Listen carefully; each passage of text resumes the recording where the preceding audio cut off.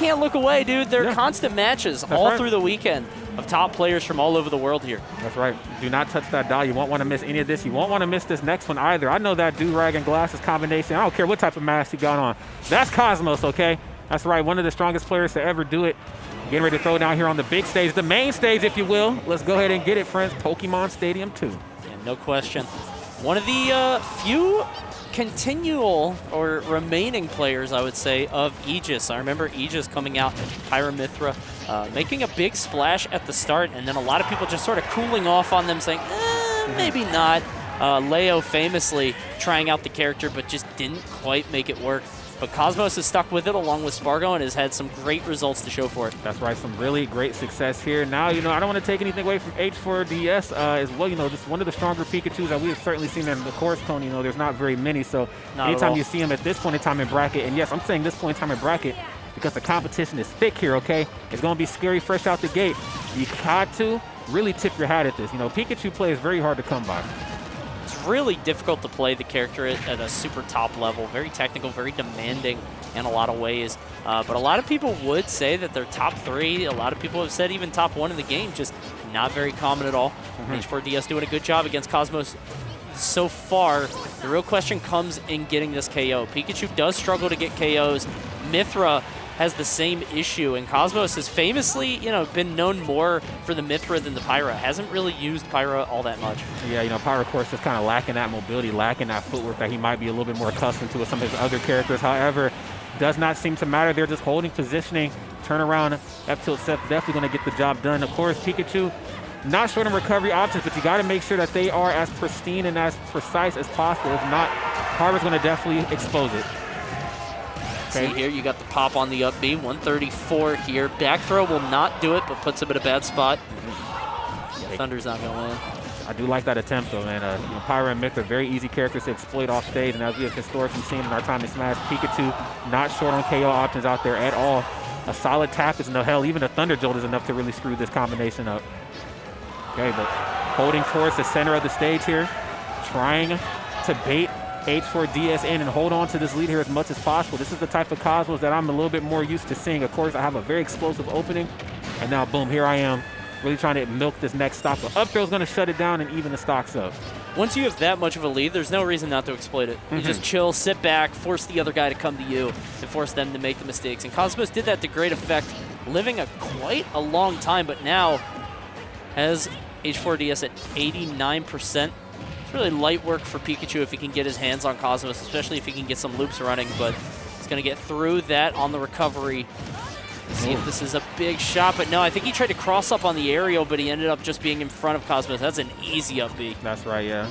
Fortunately, trying to come back out of this deficit is a task easier said than done, but I do believe that Pikachu has the tools to get it done. It just, you know, when you're getting your money's worth out of these stocks here with Mythra of the both characters, you know, it's really telling. You know, she's of course a Swordy. She doesn't quite operate like a Swordy. I mean, yes, she does have the long range capabilities, but the combo potential, it's very strange to see a character out combo Pikachu, you know.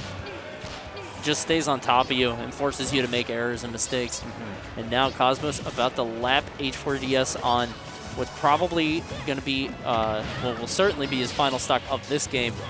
He's able to make it work right now. 85% Cosmos, just following H4DS, who keeps using that quick attack to try to get behind him. It seems like Cosmos has sort of smelled that out, and now he's just chilling and waiting for it. There's the up smash, 110, not enough. That's right. Even with the assist of the platform here. Now, what Mythra can't do in terms of killing, Pyra most definitely can. And as you can see, we've seen this sort of situation play out with the first two stocks. Just kind of get H4DS in the corner, despite Pikachu's great movement options, and just start swinging for the fences here. Toss him up off their feet like Coney was talking about just a moment before. Can't quite find the KO here. Yeah, 132. I mean, the stock economy is just so high for Cosmos here. I mean, the first stock was lost at like 170, second one at 132. And it's not so bad to kill people late if you could just hold on to your stocks, if you don't take too much damage. But H4DS is just already at 134. We're getting to the point where, you know, even Mythra will be able to pop something out. Cosmos gets a lot of kills with down tilt into forward smash on the ledge, but Pikachu's recovery allows him to not worry about that too much. So that is good, but I don't know how long you can dodge this KO. That is the real question at hand here. I mean, it was a little bit more doable at 111. I felt, you know, if you could find a way to get Pyra and Mythra off stage, you can slowly but surely kind of chill your way back into with like fall away thunder jokes. I mean, you can get really annoying when you're playing Pikachu, but you just kind of let that lead bleed out just a little too long, and of course Cosmos is going to do what he does best. So great start right here to the set for Cosmos. I do feel like there was a lot to learn right here for game 2 on H4DS's behalf. This is far from undoable. A little difficult, but still very doable. I think a big part of it also comes down to how you're exploiting their recovery off stage. I mean, Pyra Mythra not having a great recovery in a lot of circumstances, and Pikachu is one of the best edge guarders, if not the best edge guarder in the game. So there's a lot to be exploited there if you just have the ability and the technical know-how. See, you landed that back air, but couldn't quite string it together because of the placement to get much more out of it. Yeah, you can tell it's in the back of his head. He most certainly wants to get it. It's just, you know, when you find those situations, those opportunities, it really kind of puts you at a fork in the road. You're like, do I let them come back and just kind of go for the edge or the ledge trap? Do I actually go for the edge guard? I mean, if I whiff anything versus Pyra or Mythra and they get back to the stage before me, I definitely don't want to do it whatever they're tossing out. So definitely, I certainly get it. This one, though, staying a little bit closer here, though. H4DS with a pretty okay lead for looking to possibly play the slow game.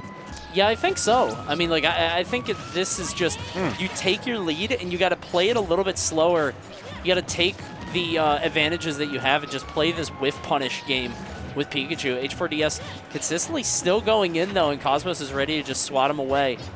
The real gut check is going to be when they have to try to kill, right? Because both these characters do struggle to get those KOs. Same thing we were talking about first game, 94%. What's the punish? Going for the down air, that's a hard commit, but doesn't quite get punished for it. Yeah, I do like the bit of a stall in there as well, too. Probably trying to wait out the air dodge or whatever option Mythra is going to toss out. I mean, at worst, you know, you still go for a trade. You're still in a good position, but does not seem to make it happen for himself here quite yet. Oh, my God. Oh, my Lord. Cosmos letting him know, I'm actually not afraid to go out here either. I was just waiting on you. Yeah, Cosmos is ready for it. He's going to be able to take that every time. Let's go for the forward tilt. Not going to land right now. H4DS has him off on the side. I love the use of that edge, throwing it out to cover the recovery. Wow, and Cosmos, again, just being relentless out there, sending the message, but unfortunately, message was returned to sender there. H4DS coming through with the dash attack, tackle, skull bash. I don't know, man. Look, Pikachu's tossing that head around. All right, it's best to get the hell out of the way when you see it. Cosmos really struggling here. And this is, you know, the position here for Pikachu that if you're fighting against one of this caliber that you do not want to be in, of course, H4DS, a very talented player. Pikachu gets that lead. You're going to see a very different Pikachu here come out to play. Yeah, this is where H4DS should really just pump the brakes, play it slower, because if you die there, it's unfortunate. Dying at 120 or 130, I think, after the hit from that down smash. Just Cosmos able to steal that one away, but we got a little bit of an extension. I like the idea on the Thunder, but couldn't quite let it come to pass. Now Cosmos is able to fire back. Oh my God, that foresight was so unfortunate, just stalling him in the air. Oh my God. Speaking of being in the air, getting so much aerial damage. Oh my God. Okay, I was like, it's coming sooner or later. Why have we not seen F smash to punish side B? Okay, but here it is, back into the thick of things, and forward air once more, pushing Cosmos off stage, and before he could even think about tossing out an aerial of any sort for an edge guard, Cosmos has himself covered. So right now, both these guys just neutral airing back and forth, trying to find their combo starter. And again, we come back to the same old song, who gets the kill first? Because whoever gets this kill is going to be in a great spot for the final stock. Because you got back throw here. That's right. Now, sooner or later, up throw is going to be an option as well for Pikachu. Not exactly sure what the percents are off the top of my head, but the darker red percent, bet your bottom dollar is going to be looking for, but no up throw in the world is going to be able to save you from F smash at the ledge there. That was so unfortunate because he had the kill there. I mean, Cosmos was off on the stage with Mythra, popped the up B, was just a sitting duck, but H4DS consistently overcommitting on the down air, just trying to force the issue. And because of that, he didn't see the kill that was right in front of him. Won't matter too much, though, if he can get this kill quickly. 165 here. Got the photon edge, but can't land the down air. Yeah, he cannot afford to miss these edge guard opportunities. Back throw or up throw should be enough to get it done. Very, very smart there. H4DS back into the fray. 0% apiece. Oh my God, okay. Forgot it was Pikachu for a second. I was going to say, if it wasn't Pikachu, I'd be right there with you. But I'm like, he's fine. Yeah, he's good. Okay, H4DS trying to be the very best like no one ever was here right now. Cosmos having none of it.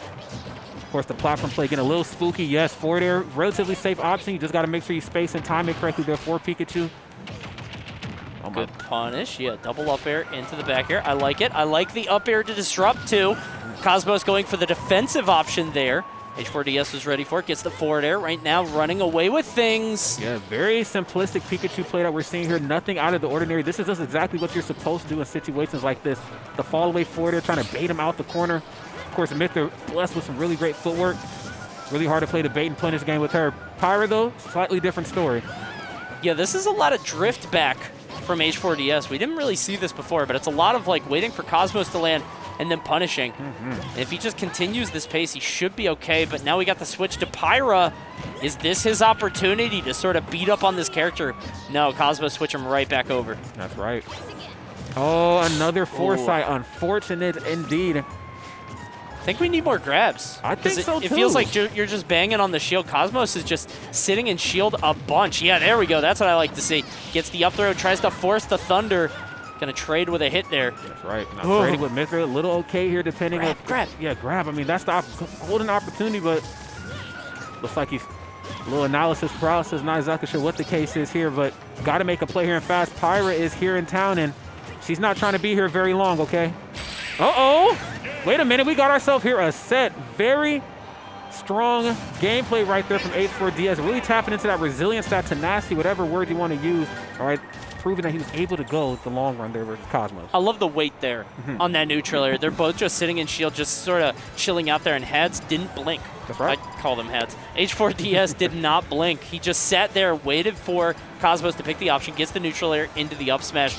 I mean, a lot of people would fold in that kind of scenario. You know, you're down 0-1 against a top player as Cosmos is, and just not being really present there, and you're just like, all right, well, you know, if he hits me with Pyra, I'm dead, whatever. Yep. But he's able to make it work.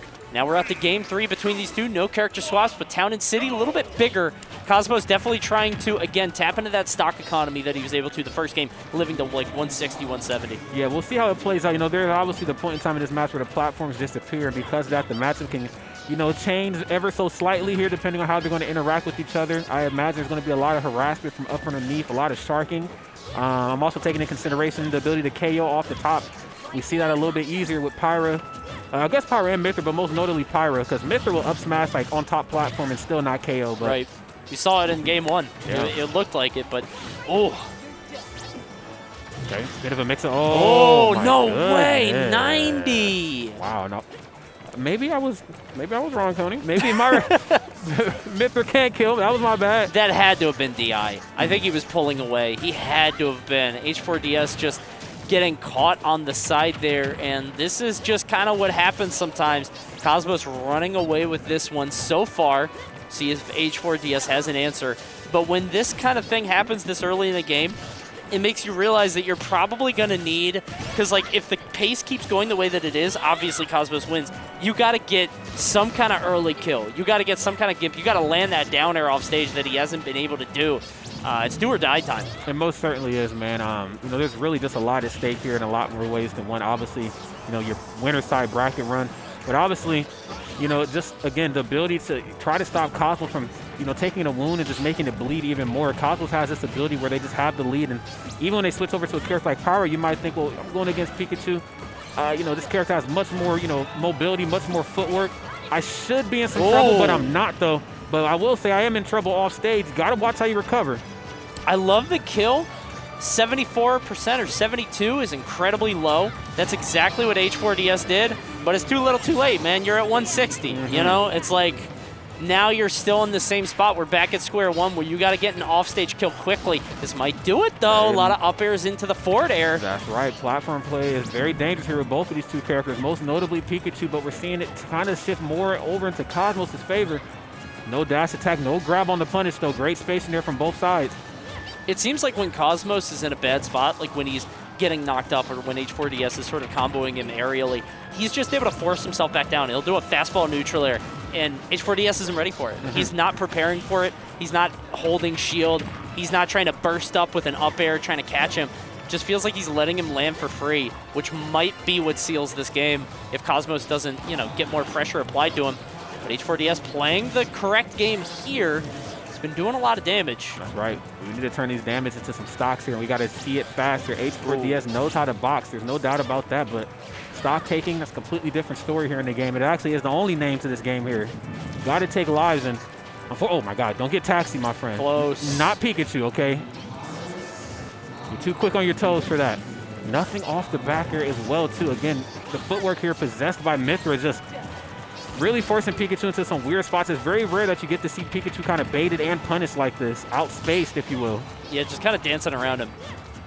Seems like there's a lot of opportunities where H4DS could go for a swing, and Cosmos is just leaving those open and then punishing him for it. There's the down smash. That'll do it. A 2-stock from Cosmos closes out the set. And despite a strong showing in the second game, Cosmos just sort of making it look easy there in the third, just sort of tapping in to that energy. That's right. Great gameplay as always from both of those two individuals. Cosmos is going to be the one to close it out. Pyra and Mythra, but let's be real, kind of brought something a little bit different to the table. Really was the majority of it Mythra, you know, and I mean, really just was able to, you know, kind of just go blow for blow, you know, pace for pace there with Pikachu, which is very strange because a lot of characters can't do that.